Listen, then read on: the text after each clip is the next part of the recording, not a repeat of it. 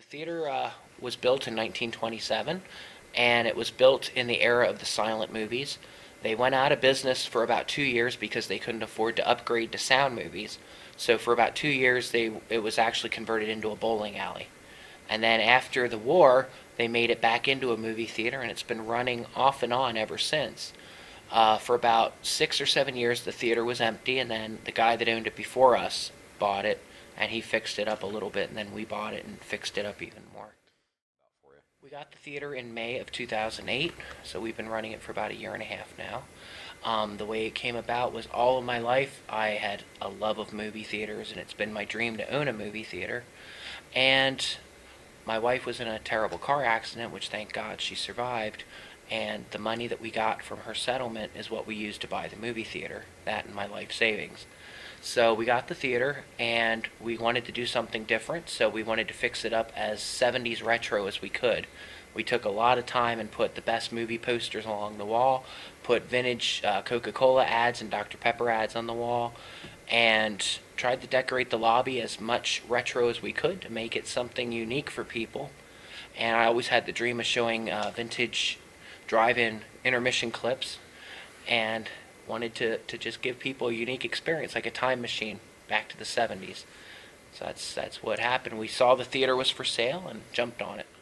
Well, I'd say the most popular movies that we showed were Paul Blart Mall Cop, Ice Age 3, High School Musical 3.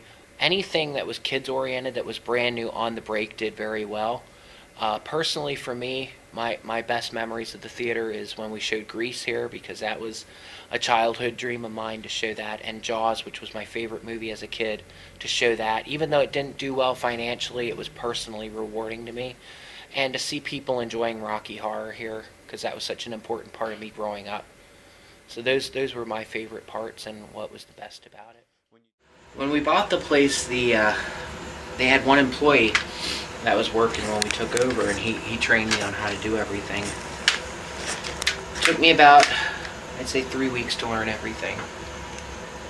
And that's all. We had 2 weeks exactly to learn the business aspect of it, because the guy that sold it to us said after 2 weeks, don't call me anymore. He said, here's the keys, you're on your own. These are pictures I put up. Every night I come into work and I look at it, and I remind myself this is why I'm doing this, so that other people can have childhood memories like I did. I always kept them there. That's the Academy Theater and the Colonial Theater. They were in Lebanon, Pennsylvania, about maybe an hour from here, maybe an hour and a half, and they both were demolished.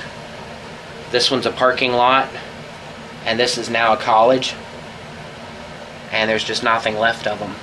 But my childhood was spent there. Every weekend I'd go see movies, and that's where you could go and dream you could be anything. You know, watch the movies and lights go down, you can be a superhero or be a rock star, and it was safe to dream, you know.